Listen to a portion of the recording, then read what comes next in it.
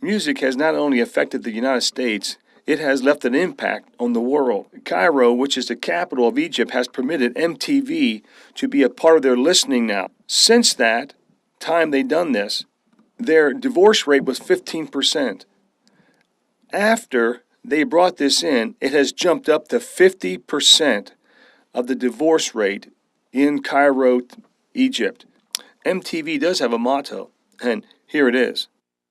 Some people say this music is loud, stupid, excessive, vulgar, and appeals to the basest animal instincts. That's why we play it. MTV, which promotes music, has destroyed a lot of faith, as what the lyrics in Sympathy for the Devil says. The next few pieces, I don't have to backward mask. Take a listen for yourself. And when you see Snoop Dogg praying with an inverted cross to his back, you know he's not praying to the God of heaven, but he's praying to the God of this world, which is Lucifer, Satan. Snoop Dogg is now getting airtime on television. You still see Ozzy Osbourne, who used to be Black Sabbath, on TV commercials. AC/DC came out with a new one called Black Ice, one of their tracks, which is called Mayday, which is the same thing that Led Zeppelin in his Stairway to Heaven song promoted the Mayday Witch, which is a witch holiday in the beginning of May. And since they are of the occult, and they're going to promote their agenda, and many people will be fooled because they do not know what they are doing. Here, take a listen to Madonna, DMX, Eazy-Z, and Eminem, and get an idea pretty much what they are promoting.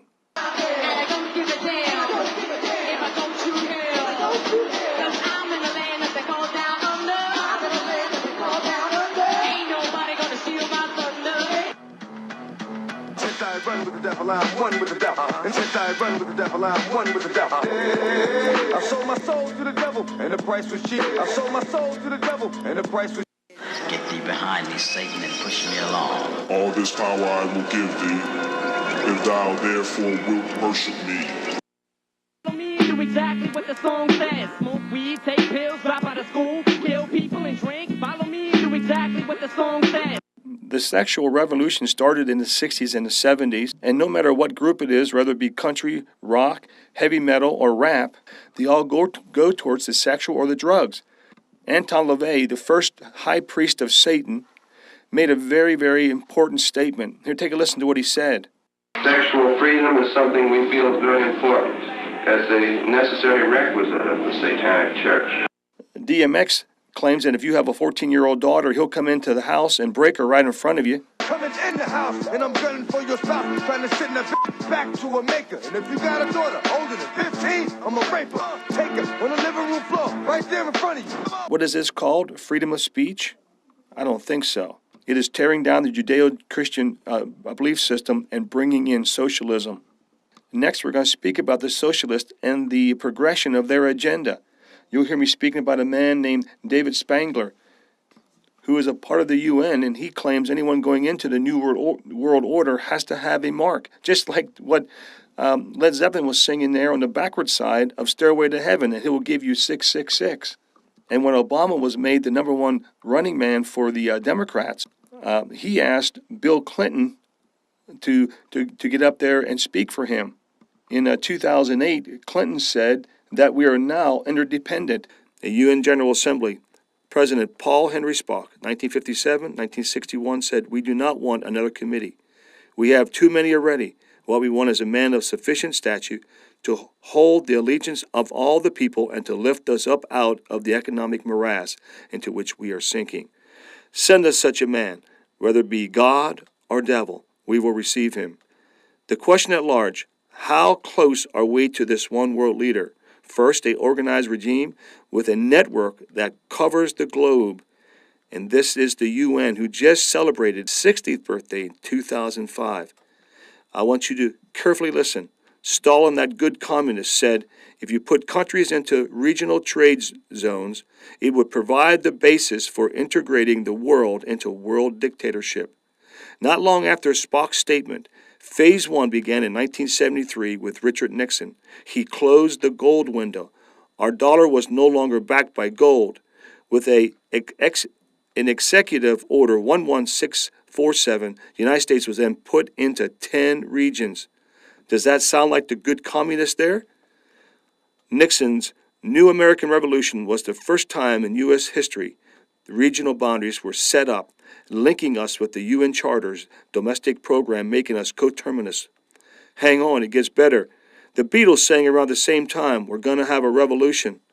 In the 60s, Lennon's famous one-liner, who will go first, rock music or Christ?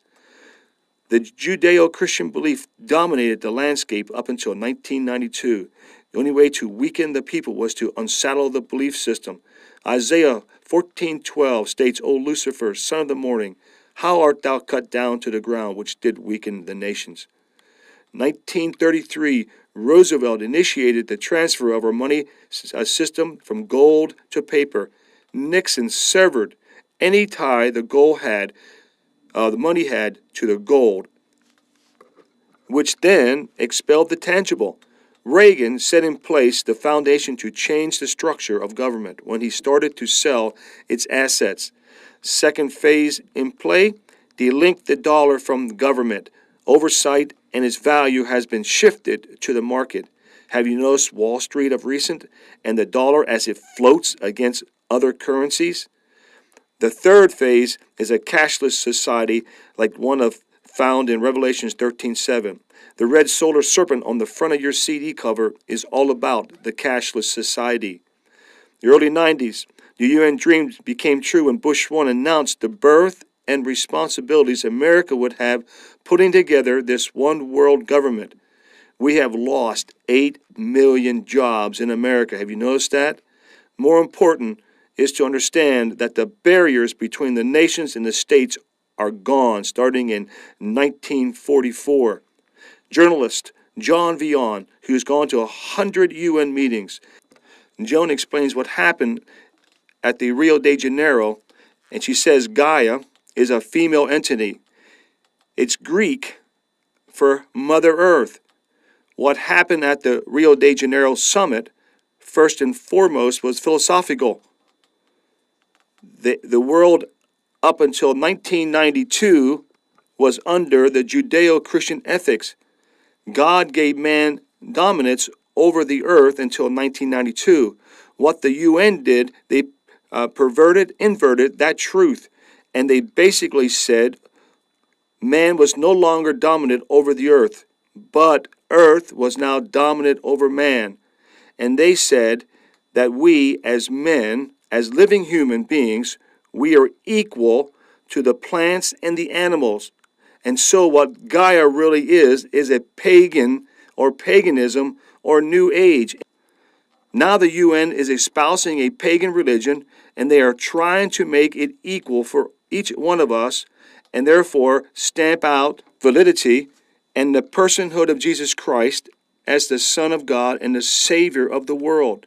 The reality is your dollar bill with Roosevelt's all-seeing eye at the top of the triangle with the Latin words, both I and words are inside the circle. The words allude to the golden boy shall come. 1992 was the startup of Agenda 21 at Rio. In Revelation 13, you see the beast, Utopia, with his puppeteers refining the state-of-the-art one world government.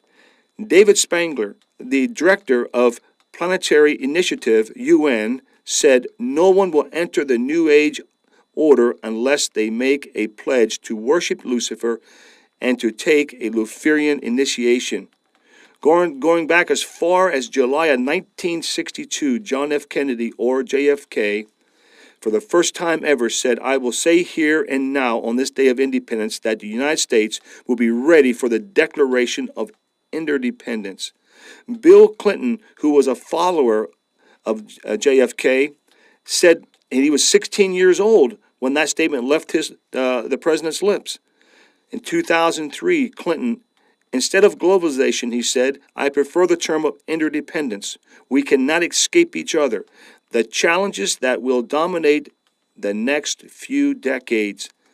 Like his dad, George Bush II, 2002, said America supports the international development goals and the UN's Millennium Documents. Let me throw this at you.